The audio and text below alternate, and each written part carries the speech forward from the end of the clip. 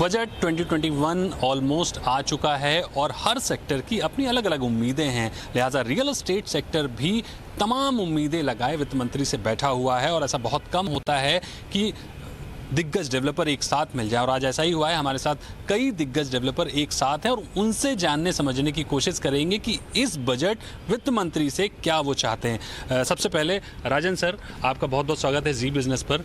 मेरा सबसे पहला सवाल आपसे ये होगा कि बजट आने को है, आपकी सीधी डिमांड क्या क्या है वित्त मंत्री से?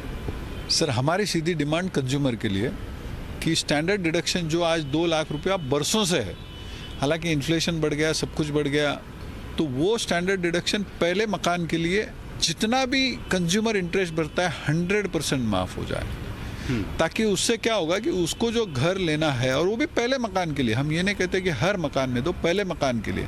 और दूसरी जो है कि सबवेंशन जो काफ़ी समय से बंद है, और सबवेंशन में कि पूरा का पूरा फ़ायदा सिर्फ और सिर्फ कंज्यूमर को ही जाता, तो सबवेंशन भी चालू करा दे।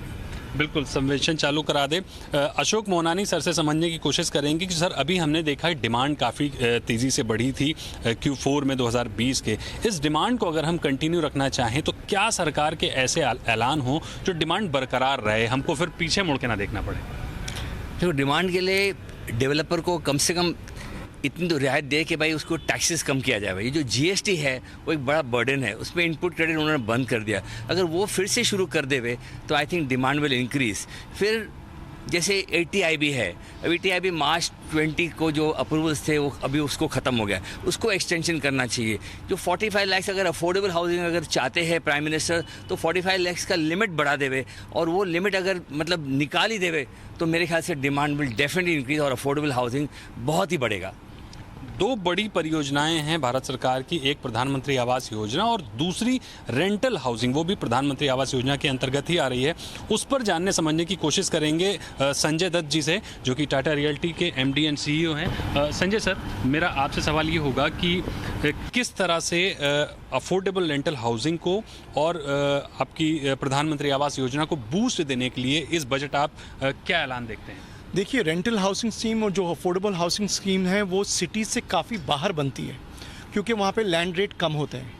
अगर वो सिटी के अंदर बने, जहाँ की इंफ्रास्ट्रक्चर ट्रांसपोर्टेशन एक आम आदमी को मिल सकता है और वो काम भी कर सकता है अपने मकान के पास, तो उससे इमीडिएट हाउसिंग की डिमांड, अफोर्डेबल हाउसिंग की डिमांड बढ़ेगी और रेंटल की ही बढ़ेगी।